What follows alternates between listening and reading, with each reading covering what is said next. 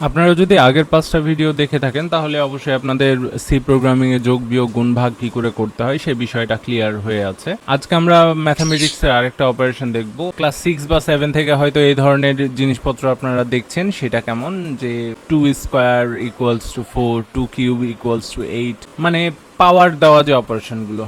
So ওই জিনিসটা দেখবো যে আমরা সি প্রোগ্রামে কিভাবে করতে পারি। সো আমাদের বেসিক স্ট্রাকচারে ফার্স্টেই দিয়ে দিতে হবে, যেহেতু আমরা ইনপুট আউটপুট নিতে চাচ্ছি, সো আমাদের দিয়ে দিতে হবে hash include include stdio dot H, মানে স্ট্যান্ডার্ড ইনপুট আউটপুট নিব এরকম।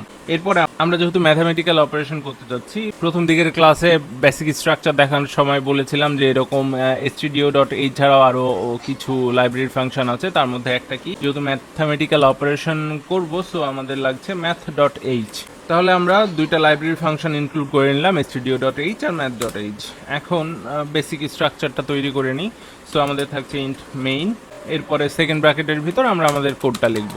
এখন আমরা যদি করতে চাই 2 টু দি পাওয়ার 4 কত হবে, তাহলে তো আমাদের দুইটা ইন্টিজার প্রথমে প্রয়োজন হবে। সো সেগুলো আগে ডিক্লেয়ার করে নিই। Int b equals to 2, c equals to 4, তাহলে আমরা 2 টু দি পাওয়ার 4 করতে পারবো। 2 আর 4 প্রয়োজন 2 টু দি পাওয়ার 4 করতে, সো 2 আর 4 নিয়ে নিলাম। আর আরেকটা ইন্টিজার নিয়ে নিলাম, যেটার ভিতর আমরা এই ক্যালকুলেশনটা 2 টু দি পাওয়ার 4 করার পর জমা করব। সো ইন্টিজার নেওয়া হলো। এখন আমরা মেইন কাজটা করি, সেটা হচ্ছে আমরা বললাম এর ভিতর জমা রাখবো যে ক্যালকুলেশন করার পর রেজাল্টটা কি হচ্ছে। So a is equal to, এখন যখন আপনি পাওয়ারের ক্যালকুলেশন করতে চাইবেন তখন আপনাকে অপারেটর ইউজ করতে হবে POW, পাও দেওয়ার পর ফার্স্ট ব্র্যাকেটের ভিতর আপনি লিখে দিচ্ছেন b, c, তারপরে আমরা লাইনটা ক্লোজ করে দিচ্ছি। এখন আমি বাকি অংশটা লিখে নিই, তারপরে কোডটা এক্সপ্লেন করছি। ওকে, তো যখন a সমান পাওয়ার b অফ c দিয়েছি, তখনও বুঝবে যে আমাকে এখন পাওয়ার মোডে কাজ করতে হবে। মানে ফার্স্টে যেই সংখ্যাটা থাকবে b আছে, b এর মান যদি 2 হয় তাহলে 2 হবে আমার বেস ভ্যালু, c এর মান 4, সো 2 এর মাথার উপর যে পাওয়ারটা হবে সেটা হবে 4। এই পাওয়ার অপারেটরটা এভাবে কাজ করে, ফার্স্টে বেস ভ্যালু, পরেরটা যেটা দিবেন ওটা পাওয়ার হিসাবে। তারপরের লাইনে এখন আমাদের যেহেতু অ্যান্সার পেয়ে গেছি যে 2 টু দি পাওয়ার 4 এর মান কত হবে, সেটা এতে আমাদের স্টোর হয়ে গেছে। তখন সেটা আমরা প্রিন্ট করে দেখতে চাই যে বাইরে কি আছে, মানে বাইরে কি বের হচ্ছে। তো সেটার জন্য আমরা প্রিন্টএফ ফাংশন ডাকলাম, তার জন্য দুইটা ব্র্যাকেট দিয়ে দিয়েছি, তারপরে দুইটা ইনভার্টেড কমা দিয়ে দিয়েছি। এটা আমাদের জেনারেল যেটা স্ট্রাকচার সেটা দিয়ে দিয়েছি। এখন এখানে তাহলে আমাদের কি লিখতে হবে, যদি আমরা খুব রংচঙা করতে চাই তাহলে কি করতে পারি, একবারে পুরোটা দেখাই দিই। হ্যাঁ, %d, মানে আমি চাচ্ছি লিখবো 2 to the power %d is equal to সমান %d, এটাও ইন্টিজার হবে, সো %d। আর এখানে তাহলে আমাদের কি কি এখন দিতে হবে, আমি চাচ্ছি যে এখানে b এর ভ্যালুটা এখানে শো করবে, আমাদের c এর ভ্যালুটা এখানে শো করবে, এর ভ্যালুটা এখানে শো করবে। তো এখানে কি দিব বলেন, b, c। আরে ভাই এ খালি বাকি আছে, এটা বলতে পারেন না? ছি, দেখি করে 2 to the power 4 is equal to 16। এবার তো ঠিক আছে অ্যান্সার নাকি? তার মানে আমাদের পাওয়ে কোনো সময় ভুল ছিল না, কারণ আমরা ম্যাথ ইনক্লুড করে। তাহলে আমরা তো দেখলাম যে কোনোটার যদি আমাদের এরকম পাওয়ার রিলেটেড কোনো ম্যাথের প্রবলেম থাকে বা প্রোগ্রাম করতে হয়, সেটা আমরা জাস্ট পাও দিয়ে করে ফেলতে পারবো, কোনো লুপ টুপ দরকার হবে না। ঠিক আছে, বি আর সি এর মানে এখানে 2 আর 4 ধরে দিয়েছি। তো আমি চাচ্ছি যে এরকম ধরে দেওয়া যাবে না, বি আর সি এর মান আমরা কিবোর্ড থেকে ইনপুট নিয়ে যেটা অ্যান্সার আসবে সেটা করে দিব। এরকম একটা প্রোগ্রাম লাগবে, বানাতে পারবেন? সহজ বিষয়, দুইটা খালি প্রিন্ট এফ দিতে হবে আর দুইটা স্ক্যান এফ দিতে হবে, অথবা এক লাইনে ইনপুট নিয়ে নিতে পারবেন, তাই না? একটা প্রিন্ট এফ একটা স্ক্যান এফ দিয়েও হয়ে যাবে। Okay, so that was the thing. আর আরেকটা জিনিস হয়তো দেখায় নাই আপনাদের, ক্যারেক্টার ইনপুট নেওয়া। ইন্টিজার দেখাইছি, ফ্লোট দেখাইছি, ডাবল ফ্লোট দেখাইছি, মানে ডাবল দেখাইছি, সেটা long float, anyway, but character দেখায় নাই, তাই না? সো ক্যারেক্টারের জন্য খুব বেশি স্পেশাল কিছু নাই। আপনার এই যেখানে ইন্ট লিখছেন, যখন ক্যারেক্টার দিবেন তখন তার ফার্স্টের 4টা লেটার লাগবে, 4 স্পেস দিয়ে আপনি ক্যারেক্টারের নামও বি দিতে পারেন। কিন্তু যখন যদি এভাবে আপনি ক্যারেক্টারের ভ্যালুটাও শো করে দিতে চান, তখন আপনাকে সিঙ্গেল ইনভার্টেড ইউজ করতে হবে। ঠিক আছে, এর ভিতর আপনি যেটা দিবেন সেটাই সে নিয়ে নিবে। এ হচ্ছে ক্যারেক্টার ইনপুট নেওয়া। ক্যারেক্টার মানে হচ্ছে একটাই লেটার সে ইনপুট নিতে পারবে। ঠিক আছে, একটার বেশি লেটার নিতে পারবে না।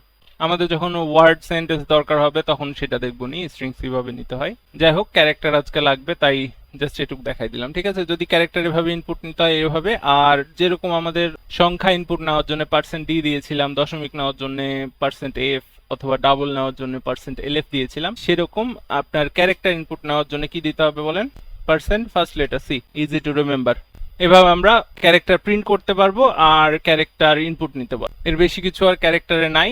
আমরা এখানে ডিক্লেয়ার করলাম একটা ক্যারেক্টার যেটার নাম হচ্ছে বি আর যেটার মান হচ্ছে ভি।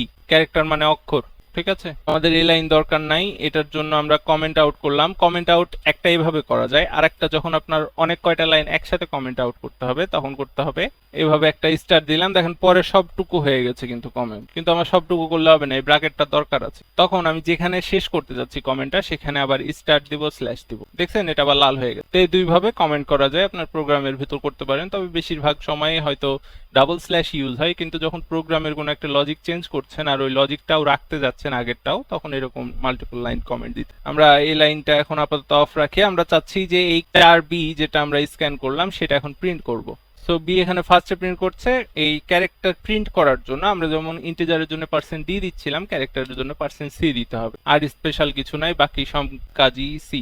আচ্ছা, এখানে ইরর কেন দিয়েছে যে আমি ইন্টিজারেও বি বলেছি, এখানে সে ক্যারেক্টারেও বি বলছি, কনফিউজ হয়ে গেছে আসলে কোনটা কি জিনিস। আচ্ছা, এখন এই যে প্রিন্ট করলাম, দেখেন %c দিয়েছিলাম যেখানে %c to the power V, এখানে লিখেছে ভি টু দি পাওয়ার, ঠিক আছে। %c এর জায়গায় ভিটা প্রিন্ট হয়েছে। ভিটা কোথায় পেলো? বি এর মান আমি এখানে ভি বলে দিয়েছি। বুঝতে পেরেছেন ক্যারেক্টার ইনপুট আউটপুট কি করে হয়? সো এখন আমরা লুপে চলে যাব। ফার্স্টে আমাদের ইফ দরকার, যাই হোক সেটাতে যাওয়ার আগে আমাদের কিছু রিলেশনাল অপারেটর জানা লাগবে, লজিক্যাল অপারেটর জানা লাগবে। যেমন আপনি যখন বাংলায় বলেন যে এ সমান সমান 2, এর মান যখন 2 হয়, আমরা যখন একটা ইকুয়াল সাইন দিই সেটা কি বলি? সমান সমান বলি না, নাকি শুধু সমান বলি? দুটোই বলতে পারেন। ছোটবেলায় আমাকে সমান সমান শিখাইছিল। আমরা যেহেতু এ সমান সমান 2 বলি, সো সি ওটাই বুঝে, আমাদের জন্য বুঝে না, ও এমনিতেই বুঝে। কারণ আছে, যখন আপনি কোনো লজিক অ্যাপ্লাই করতে যাবেন তখন আপনার এর মান 2 বোঝানোর জন্য দুইটা ইকুয়াল ইউজ করতে হবে, ঠিক আছে। সো আমাদের ফার্স্ট লজিক্যাল অপারেটর হচ্ছে ডাবল ইকুয়াল। আচ্ছা, আরেকটা আমাদের লজিক্যাল অপারেটর হচ্ছে গ্রেটার দ্যান, মানে 2 1-এর থেকে বড়। বুঝতে পারলেন? ওকে, এরপরে আছে greater than equal to. Greater than equal to আমরা যেভাবে বলছি সেভাবেই টাইপ করছি, এটা একটা লজিক্যাল অপারেটর। তারপরের লজিক্যাল অপারেটর হচ্ছে লেস দ্যান। পরেরটা আমরা যখন লুপে যাব সেগুলো আর একটু প্র্যাকটিস করলে হয়তো বুঝতে পারবো। এই লেস দ্যান ইকুয়াল টু, এটা একটা আছে। আর একটা আছে নট ইকুয়াল টু, মানে 2 ইজ নট ইকুয়াল টু 1। আচ্ছা, এগুলো দিয়ে আমরা কি বুঝাচ্ছি এটা হয়তো দুই একজনের বুঝতে সমস্যা আছে, সো এটা একটু এক্সপ্লেইন করছি। ফার্স্ট এটা তো বললাম যে এ সমান সমান 2, এর মান 2। তারপরে বলছি যে 2 হচ্ছে 1-এর থেকে বড়। এই যে বড় ছোট নিয়ে সমস্যা থাকার কথা না, যে দিকটা বেশি ফাঁক, মুখটা বেশি বড়, সেই দিকে থাকবে বড় সংখ্যা, যে দিকটা মুখটা একটু ছোট সেই দিকটা থাকবে ছোট সংখ্যা, ঠিক আছে। তাহলে 2 হচ্ছে 1-এর থেকে বড়। এটা দিয়ে বোঝাচ্ছে গ্রেটার দ্যান মানে বড়, অপেক্ষা বড়, আর ইকুয়াল টু মানে এ 2-এর থেকে বড়ও হতে পারে, সমানও হতে পারে, মানে 2 3 4 5 6 7 ইনফিনিটি পর্যন্ত সব এর মান, ঠিক আছে।